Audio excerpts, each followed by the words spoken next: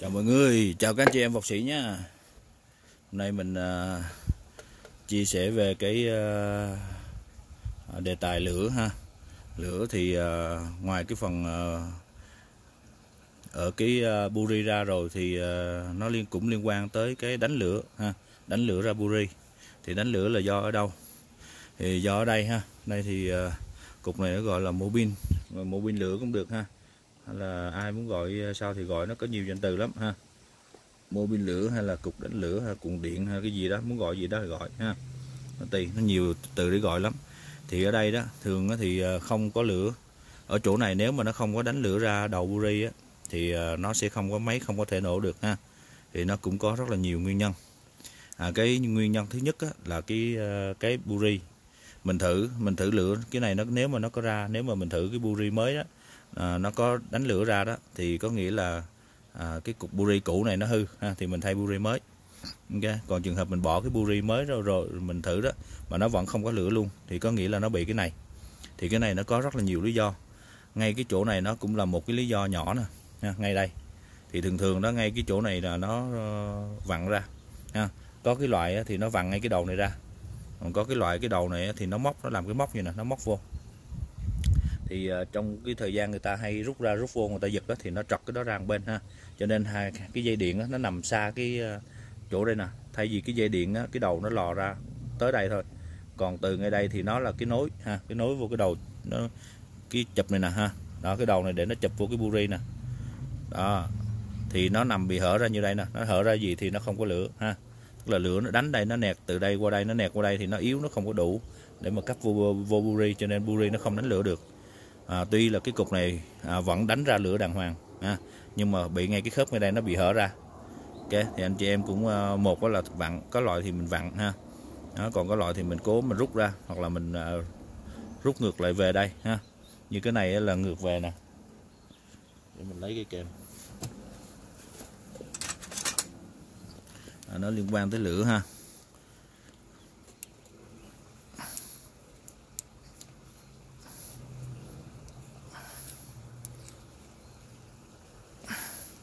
Này nó hơi cứng. Đó, rút ngược ở đây thì mình thấy nó cái đầu của nó nè ha.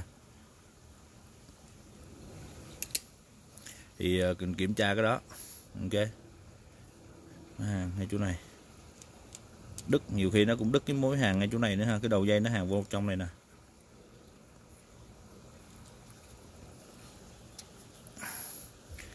Lâu ngày quá cái nó rít đó. Đó. Ok.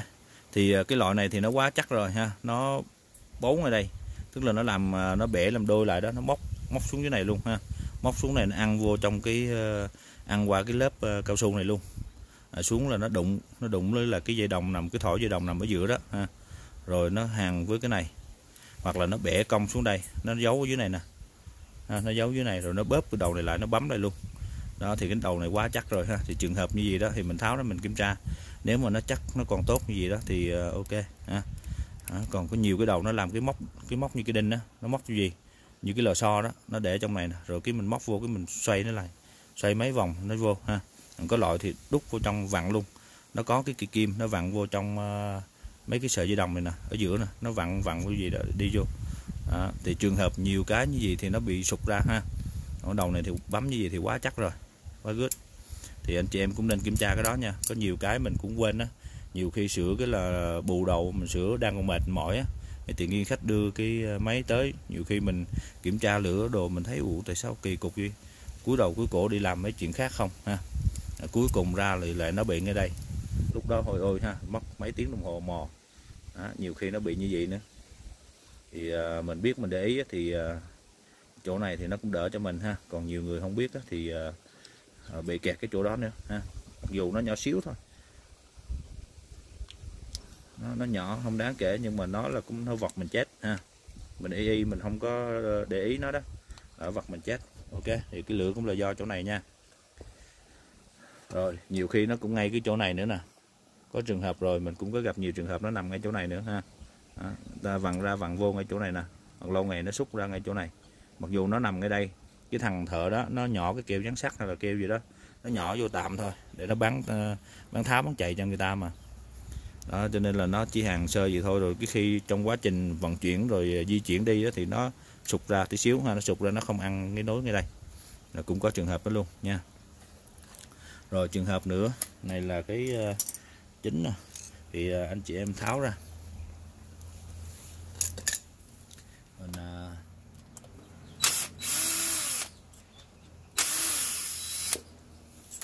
đây nó có hai con ốc để nó giữ cái này lại ha, và dưới này nó câu cái sợi dây mát tru trong sườn, để mà khi mà mình có dây điện này nè, mình làm cái công tắc hay là ở chỗ này nè, đóng ốp nè, thì nó ăn mát vào sườn thì nó tắt máy. Ok, rút ra. Anh chị em thấy không, nó thứ nhất là nó đánh lửa yếu, mặc dù mình có mua cái buri 15 đô 20 đô ha, buri xịn, buri đắt tiền thì nó cũng như nhau thôi ha. Tại vì cái đó không phải là cái điểm để mà sửa, là do chỗ này.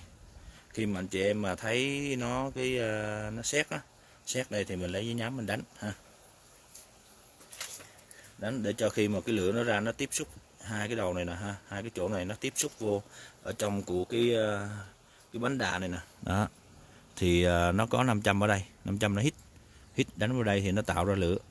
Mà nếu mà nó bị sét ở đây rồi bị sét ở đây nữa thì nó là không có ăn với nhau ha, không ăn với nhau. Thì mặc dù nó cũng có ăn chút đỉnh mà nó chỉ có đá lửa rất là yếu, thì mình hoặc là không có luôn, thì anh chị em lấy giấy nhám chà ha. Đó, mình chà hai cái đầu này ra, chà cho nó lòi cái sắt trắng nó ra luôn ha, để cho nó tiếp xúc hai cái mặt bằng nó tiếp xúc với nhau thì nó mới đánh lửa ra mạnh được. Nên mấy cái máy là đừng có để ngoài trời mưa ha, máy mình làm xong là mình để trong gara đó, để trong cái kho, chứ mà mình để đây là nó hay bị cái trường hợp này, nó sét hoặc là cái nước mưa nó xuống á, nó chảy vô trong cái bình xăng con.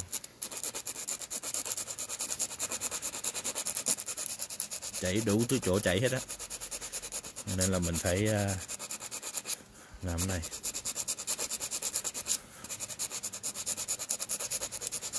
Đó, chà ra cho mình thấy cái loại sắt mới luôn ha, màu trắng luôn ha. Lấy cái bình DW40 nè ha, cái nhả sét nè, xịt vô. Đó. Rồi lau sạch. Rồi và đồng thời mình chà luôn cái chỗ này ha, này là cái 500 nha, 500 nè, cục 500 nó nằm từ đây tới đây.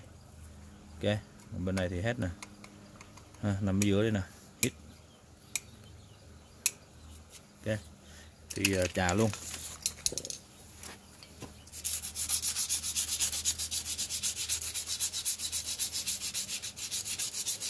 Anh chị em không có cần chà hết bánh nha, tại ngay cái chỗ 500 thôi ha, chỗ 500 nó đánh thôi, mình chà cái phần đó thôi. Còn mà làm xiên thì chà thêm khúc nữa cũng được ha, để cho nó đánh khi mà nó thấy cái chỗ Nam Bắc, tức là có 500 không có 500, có 500 không có 500, để khá như vậy thì nó bắt cũng tốt ha.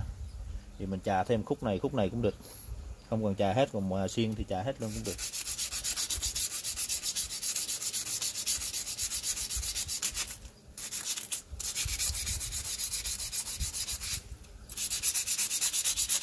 Nó vừa qua khỏi Nam cái là nó thấy cực Bắc ha, quay qua tua kia rồi tới cực Nam lại, nó phân biệt ra như vậy đó thì nó mới phát ra điện tốt.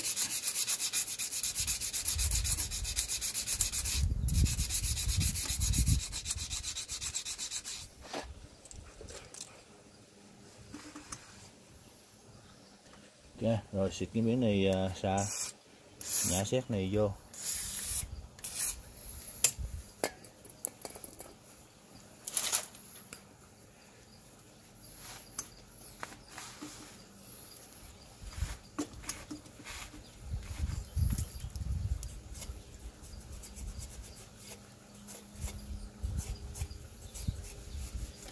Rồi đẹp trai như con bà hai rồi ha. Đó, mình chà cho nó trắng là gì ha, cho nó hết cái sét luôn.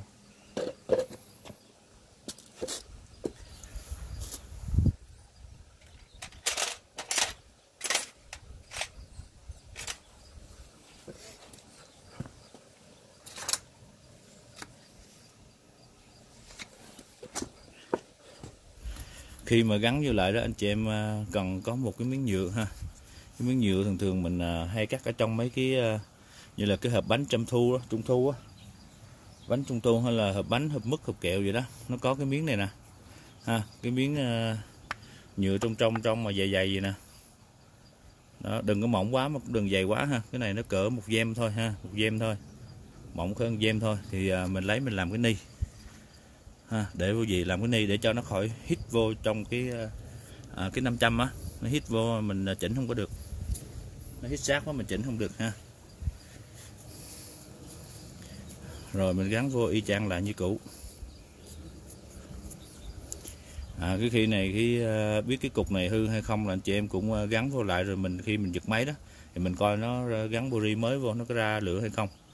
Còn không thì phải lấy đồng hồ đo ha, lấy đồng hồ đo điện đó, đo giữa cái này ha, cái này với lại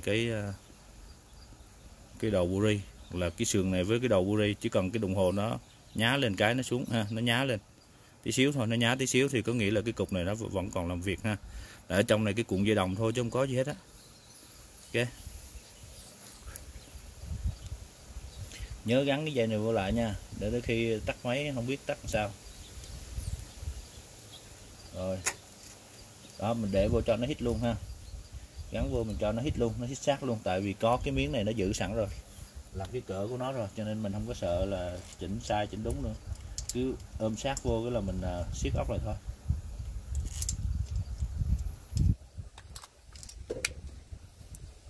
Cho nằm sát gì luôn được.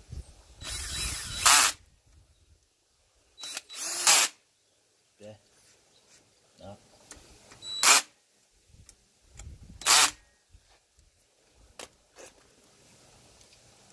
Xoay dưới này đó, xoay ra ha, rồi nó đều tuyệt đối luôn ha. Ok, rồi đó là về cái phần lửa ha, về phần lửa, phần mô pin lửa với lại cái chà ha, chà cái xét xung quanh cái 500 của cái bánh đà bánh trớn ha. Đó, 500 rồi đó, chà xong kiểm tra cái đầu của cái dây điện, kiểm tra cái đầu buri ha, cái đầu của để mà gắn vô buri, rồi đo đồng hồ ha, đo coi cái cuộn dây đồng ở trong này nó cháy hay không. Nếu mà nó cháy luôn á ha, mình gắn cái buri mới vô mình giật mà nó vẫn không ra lửa luôn, chà với nhám rồi xong xuôi hết vẫn không giật không ra lửa ha. Rồi mình phải coi thêm cái đường dây này, rút cái dây này ra nè, tại cái dây này nó đang còn mát vô sườn. Nhiều khi đó cái đoạn này nó ra đâu ngay đây nó ăn vô trong sườn ha, nó ăn vô trong sườn của mình, cứ lo mình cúi đầu cúi cổ mình giật chết cha luôn, nó không ra lửa ha, là tại vì nó ăn mát vô sườn rồi thì làm sao mà nó ra lửa được. Ok, cho nên là kiểm tra thêm cái dây này. Thì trong quá trình mình làm á, mình rút cái dây này ra cho chắc ăn ha. Rồi rút cái dây này ra rồi đó thì mình giật, khi mà mình cảm thấy nó có lửa rồi là mình biết là 100% ha, 100% là cái mấy cái này ngon lành hết ha, buri đều ngon lành hết. Nhưng mà là do cái dây này, cái dây điện mà để nó câu vô mát á, ở dưới này nè, lâu ngày hay là ai làm cái gì đó nó bị cạ vô ha, nó tróc cái lớp vỏ ra đó, nó cạ vào trong cái sườn dưới đây đó, nó nằm đâu dưới này, nó cắn vô gì, ví dụ nó cắn cái gì nè, mình cúi đầu cúi cổ mình giật chết cha luôn ha. Hay buri mới làm đủ thứ chuyện hết mà vẫn không ra lửa ha, vẫn không thấy lửa, thì lý do cái dây mát cái dây nó chạm vô ăn vô mát ở đây, không bao giờ nó có lửa hết. Đó là cái lý do ha.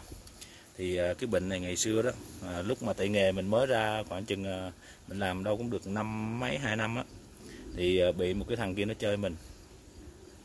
Cái máy đó mình bán là 170 đô ha, cái máy cắt cỏ 170 đô. Mà mình rõ ràng mình đã sửa ngon lành ở nhà nổ hết rồi, mình biết là bị ướt nước, ở nhà bị ướt nước đó. Khi mà mình mới rửa cái máy xong mình giật nó không nổ thì mình biết cái vấn đề đó rồi. Nhưng mà không ngờ mình tới đó thì mình lo mình đi trả lời với những người khách khác á, thì ở đây cái nó lấy cái này nè, nó cà ha, nó lấy cái dây điện này nó cà đó, nó cà cái nó tróc cái lớp đó ra, cái nó bẻ lên đây đó, nó bẻ một miếng lên gì giống như gì nè, nó bẻ để nó giữ lại đó, nó bẻ cong là gì để nó giữ lại gì nè đó, thì nó ăn mát như gì luôn, nó ăn mát vô trong sườn luôn.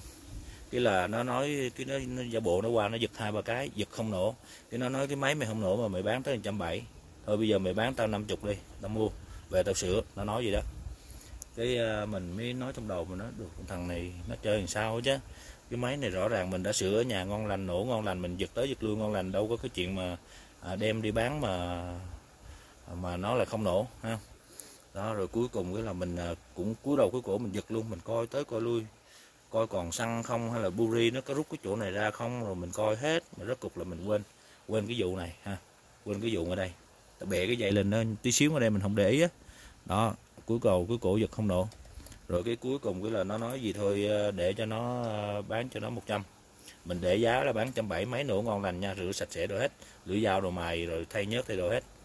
Đó, mà cuối cùng nó trả 100, rồi mình thấy như vậy thôi mình bán nó luôn, mình bán cho nó cho tới khi mà sau này có cái dịp tình cờ đó thì nó tới mình nó chơi, nó tới nó mua đồ của mình nhiều lắm, bắt đầu nó mới chỉ lại cho mình, nó thấy mình cũng tội nghiệp, cũng tốt á, cái nó chỉ lại, nó nói mày nhớ cái máy hồi xưa không, có một cái máy John Deere đó, hiệu John Deere đó, máy màu cam đó, mày bán cho tao mà lý do không nổ, cái là nó mới chỉ lại cái đó cho mình, rồi nó sorry mình ha, nó xin lỗi mình. Đó thì mình cũng coi như đó là một bài học mà nó đã ăn gian mình và nó tặng cho mình cái bài học đó ha. Thì anh chị em coi để cho biết thôi nha, nếu mà anh chị em mà có bán máy cho khách đó, mà bị mấy cái thằng khách mà nó chơi mình đó, tại vì ví dụ 4-5 người vô đi, mình lo mình nói chuyện với người kia người nọ, thì cái thằng này ở đây nó chơi cái chiêu đó ha, nó chơi chiêu đó. Rồi là cái này cái thứ nhất ha, cái thứ hai là ngay cái chỗ mà nó nối cái đầu lên đây nè, nó nhổ một cái miếng nước miếng á ha. Đó, nó nhổ miếng nước miếng lên trên cái tay nó đó, nó đưa vô đây nó bôi ha, nó bôi ngay cái chỗ này nè. Đó, nó bôi á, thì ngay cái chỗ đó nó ăn mát vô trong sườn luôn, thì chỉ còn một miếng nước miếng thôi ha, hoặc là nó lấy cái nhớt đó ra đó, nó bôi vô ha. Đó, nó bôi vô đó thì nó ăn mát, nó cũng không nổ. Cho nên là đó cũng là một cái bài học mà mình chỉ cho các anh chị em để mình đề phòng thôi. Có nghĩa là cái máy mình nổ, nhưng mà tự nhiên cái thằng đó nó coi xong nó giật tới coi lui rồi giật không nổ là mình cũng phải đề phòng nha, biết là có người nó chơi mình ha. Cái thằng nó đang chơi mình thì mình biết nó chơi gì thì mình, một là đừng có bán cái giá rẻ như vậy, còn hai là có thể mình hạ cho nó 10 đồng hoặc 20 đô thôi ha, 10 đô hoặc 20 đô thôi, mình cho nó lấy cái máy đó đi luôn đi ha. Đó, còn mà nó trả rẻ quá thì mình không có bán, mình để về nhà mình nghiên cứu lại nha, chứ đừng có thấy mà không nổ cái là đưa bán tháo bán đại là mình lỗ chết luôn á. Ok, thì đó là cái vấn đề liên quan về lửa rất là quan trọng trong này. Ok, thì video tới đây tạm thời kết thúc về cái chủ đề lửa nha, trong video này ha. Rồi hẹn gặp anh chị em những video sau nha. Bye bye.